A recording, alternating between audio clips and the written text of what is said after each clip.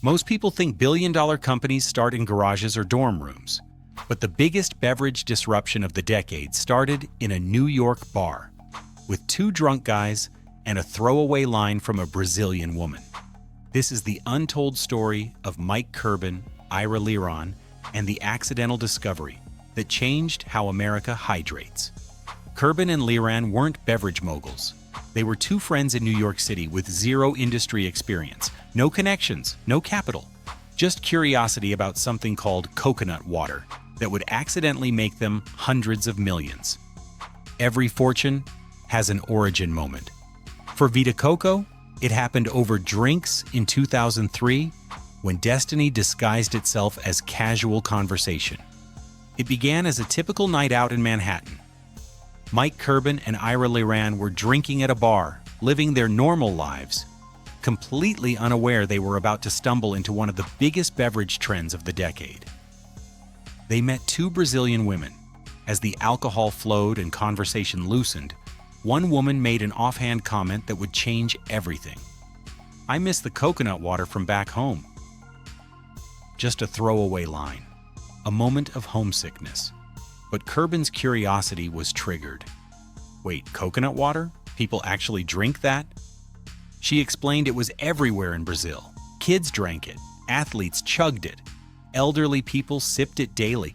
An entire population was hydrating with something Americans had never heard of. The next morning, while nursing hangovers, most people would have forgotten the conversation entirely. But Curbin couldn't stop thinking about it. Not the date, not the drinks, the coconut water. If coconut water was that massive in Brazil, why wasn't it available in the United States? They're completely immune from business experience or industry knowledge. Curbin and Leron had never worked in beverages, never studied food science, never run a consumer products company. They were walking into a trillion-dollar industry as complete outsiders. But sometimes ignorance breeds audacity. Curbin wasn't your typical entrepreneur. He didn't have an MBA or venture capital connections. He was driven by pure curiosity and the kind of reckless confidence that comes from not knowing how impossible something should be. While others would have conducted market research for months, Curbin made an insane decision. They booked flights to Brazil with zero experience, zero contacts, and one wild idea.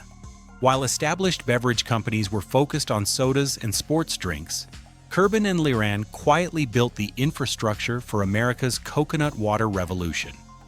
They spent weeks visiting farms, talking to suppliers, learning an industry from scratch in a foreign country. They discovered coconut water was huge throughout tropical countries, but in the United States, it barely existed. The few products available were expensive, poorly marketed, and tasted terrible. Then they did something even crazier than flying to Brazil. They started a company, called it Vita Coco. No focus groups, no market testing, no million-dollar launch campaigns. They literally smuggled coconuts in their luggage to pitch the idea to potential investors and distributors. The beverage industry tried to crush them before they could gain traction. Distributors laughed at their pitch meetings.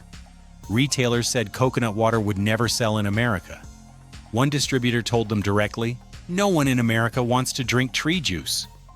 Major beverage companies ignored them completely.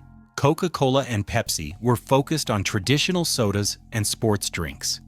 They couldn't see the wellness revolution coming.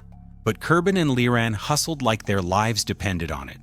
They gave out free samples at gyms, yoga studios, and marathons. They targeted athletes, influencers, and health-conscious consumers who were already seeking alternatives to sugary drinks. They got celebrities to try it. Madonna, Demi Moore, Matthew McConaughey, not through expensive endorsement deals, but through genuine product evangelism. Something clicked. The timing was perfect. America was shifting away from soda. People wanted natural hydration. The wellness movement was exploding. Coconut water became the ultimate health drink. Natural electrolytes, no artificial ingredients, exotic enough to feel premium. Then the war began. Once Vita Coco proved the market existed, the giants woke up. Coca-Cola launched Zico coconut water. Pepsi launched One coconut water. Suddenly, the category Curbin and Liran had created from nothing was flooded with corporate competitors who had unlimited marketing budgets and distribution networks. Most startup founders would have been crushed.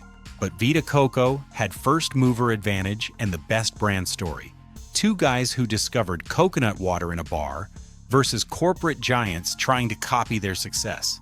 They stayed independent, expanded internationally, dominated shelf space through pure hustle and superior positioning. By 2014, they controlled over 60% of the global coconut water market. The drunk conversation had become a beverage empire. Today, Vita Coco is worth over $2 billion, sold in 31 countries, available in every major grocery chain, convenience store, and gym in America. The coconut water category they accidentally created is now worth over $8 billion globally. Curbin never set out to become a beverage mogul. He was just curious about something a Brazilian woman mentioned while drinking. But that curiosity, combined with the audacity to act on it, built one of the most successful beverage launches in modern history. Every time you see coconut water in a store, every time someone chooses natural hydration over artificial sports drinks, you're seeing the ripple effects of that drunk conversation in a New York bar. They don't just move products, they moved an entire culture toward natural wellness. And it all started with someone missing a taste from home. If this story changed how you see accidental opportunities, subscribe and comment below. Which unexpected discovery or drunk conversation should we expose next?